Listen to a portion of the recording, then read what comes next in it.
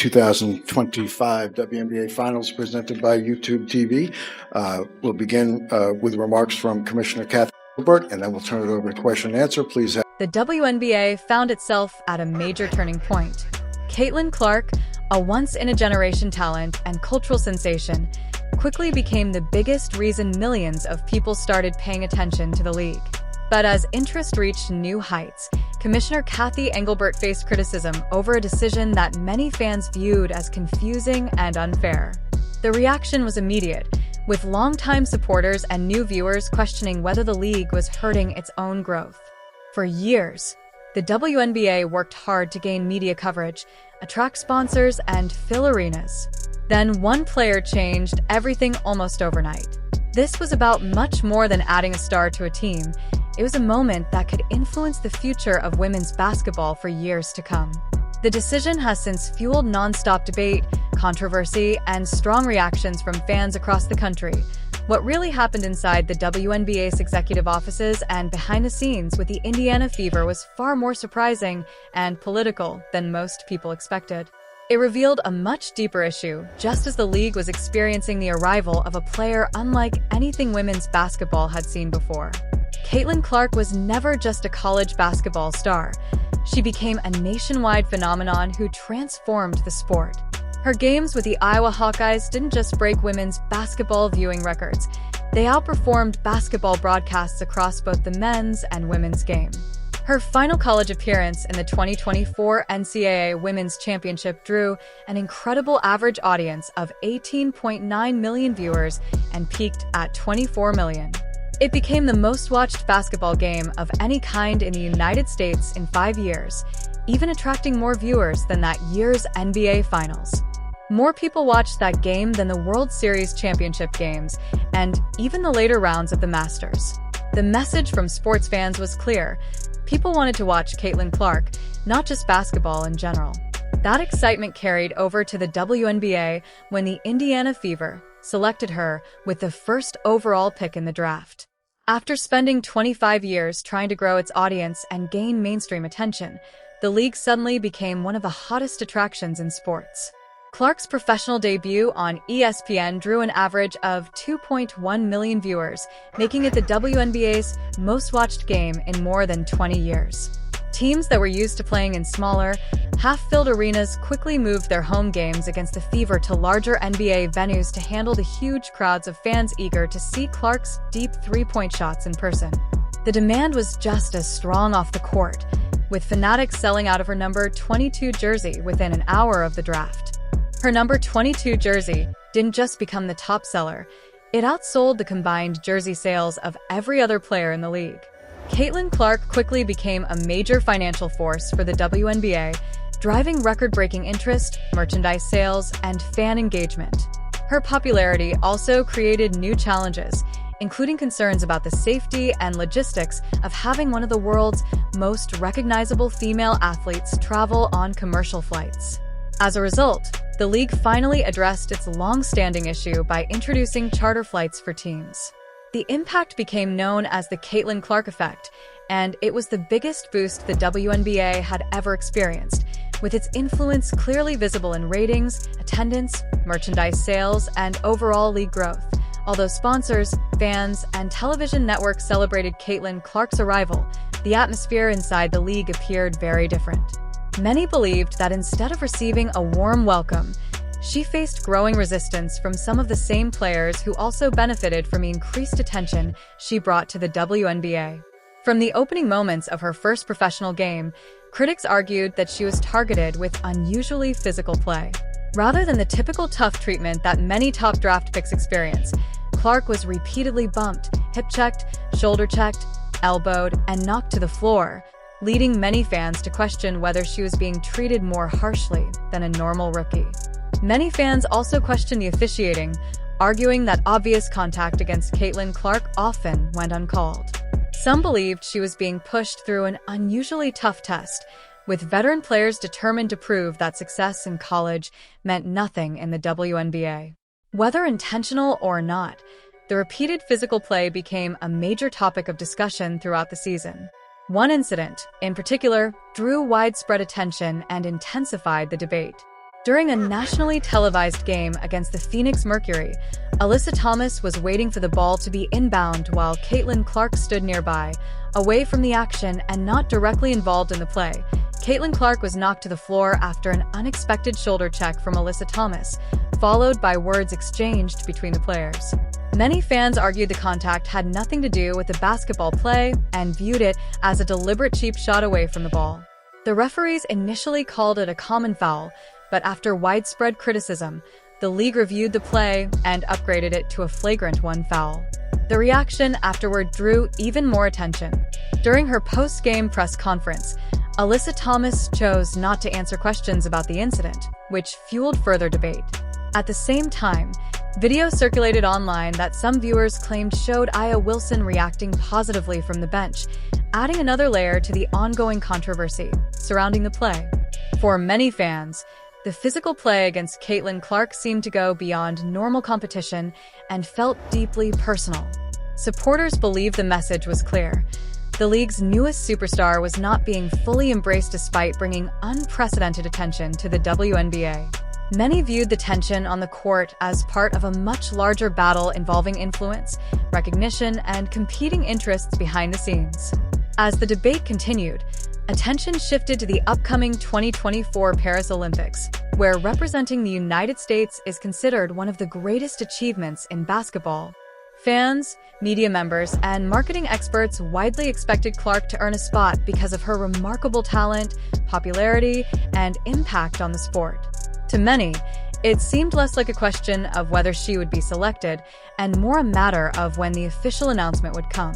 With the Indiana Fever gaining national attention and Clark becoming one of the most watched players in basketball, many believed including her on the international stage would be the most logical and widely supported decision. Many believed Caitlin Clark deserved consideration not only because of her exceptional talent and deep three-point shooting, but also because of the enormous impact she had on the sport's popularity. Supporters argued that having her compete on one of basketball's biggest international stages would introduce both Clark and the WNBA to a global audience of billions. Television executives were expected to benefit from the increased interest, with many predicting that games featuring Clark would attract huge audiences and bring in millions of casual fans who had followed her rise from Iowa. For many people in the sports and business world, including Clark was seen as more than a basketball decision. It was viewed as a major opportunity to grow the women's game and strengthen its future around the world. Many believed the stage was set for Caitlin Clark to become a global basketball star, using one of the world's biggest events to introduce herself and the WNBA to millions of new fans. That was the expectation until the official roster was released on a quiet Saturday morning. When trusted reports revealed the 12-player team, Clark's name was not included.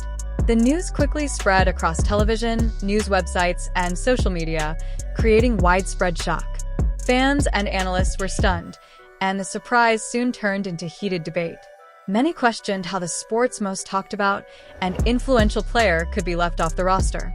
To critics, the decision seemed difficult to explain from a basketball, business, or marketing perspective, and it sparked intense discussions as veteran stars such as Diana Taurasi and others remained part of the conversation.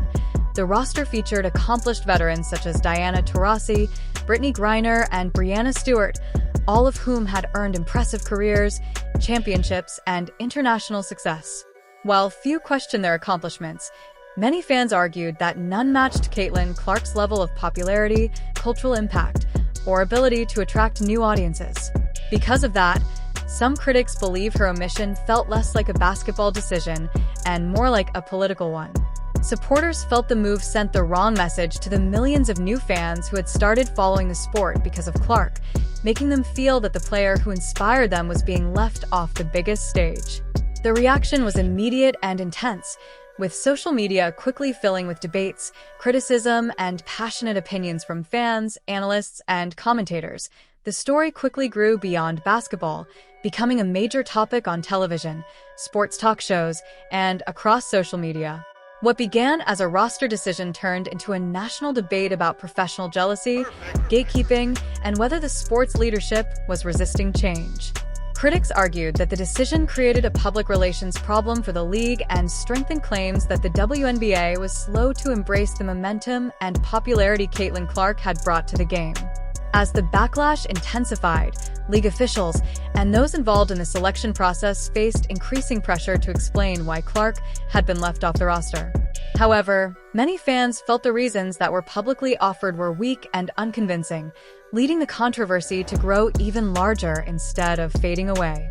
According to media reports, some explanations for Caitlin Clark's omission focused on her limited professional experience, noting that she had played only a small number of WNBA games when the roster was selected. Another reason mentioned was the importance of team chemistry, with suggestions that adding a player receiving extraordinary media attention could affect the balance of an experienced group. However, many analysts and basketball historians challenged those explanations. They pointed out that previous stars such as Candace Parker in 2008 and Breanna Stewart in 2016 were selected for the Olympic team during their rookie seasons despite having very little professional experience. Because of those past examples, many critics argued that a lack of WNBA experience had not prevented exceptional young players from earning a place on the team before. Many critics found the team chemistry explanation even less convincing. They argued it suggested that some veteran players were uncomfortable with Caitlin Clark's growing popularity and the extraordinary attention she received from fans and the media. This view matched a broader narrative that had been building for weeks, with some believing that parts of the league's established leadership were struggling to accept the rapid rise of its newest star. Others speculated that decision-makers were concerned about the intense media spotlight Clark would bring to the team. Some believed there were worries that every coaching decision, especially how many minutes she played, would receive constant public scrutiny and create additional pressure throughout the tournament.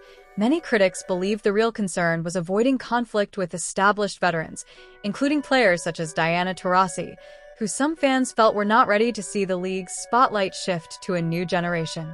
As speculation grew, some argued that internal politics, personal disagreements, and jealousy played a larger role than the official explanations suggested, although those claims were never confirmed. The controversy continued to build, and attention soon turned to WNBA Commissioner Cathy Engelbert. Many expected her to address the growing backlash directly and provide clear leadership, as fans looked for answers about one of the most debated decisions in recent women's basketball history. As the controversy intensified, many people expected WNBA Commissioner Cathy Engelbert to step in, calm the situation, and reassure fans that the league fully supported its fastest-growing star and welcomed the new audience she had brought to the sport. Instead, many critics felt her public response was cautious and failed to address the main concerns being raised. She repeatedly defended the independence of the selection committee and praised the players who were chosen rather than directly responding to the growing debate over Caitlin Clark's omission. Many observers believed this was a missed opportunity for Engelbert to openly recognize Clark's remarkable impact on the league, express confidence in her future with the Indiana Fever, and strengthen the connection with the millions of new fans who had recently started following the WNBA. Many critics believe this was a chance for the league to make a strong statement by fully embracing Caitlin Clark's popularity and presenting the WNBA as the home of one of the world's most talked about athletes. Instead, they felt the public response relied on careful, official language that did little to ease the growing controversy. To those critics, the issue was no longer just about a roster decision. It became a symbol of a league choosing to protect its existing system rather than fully embracing the momentum created by its newest star. They argued that the commissioner's defense of the selection process and limited response to the backlash sent the wrong message to millions of fans, fueling even more debate about leadership, change, and the future direction of the WNBA. Many critics argued that the league's leadership either struggled to manage or failed to fully embrace the unprecedented attention Caitlin Clark brought to the WNBA. They viewed the situation as a major leadership challenge during one of the most important moments in the league's history. Supporters also believed that leaving Clark off the team could have long-term consequences beyond basketball, affecting television ratings, sponsorship opportunities, fan engagement, and overall league growth. Some even claimed the decision represented a costly marketing mistake that could impact the league and its broadcast partners for years, although the full financial effect remains a matter of debate.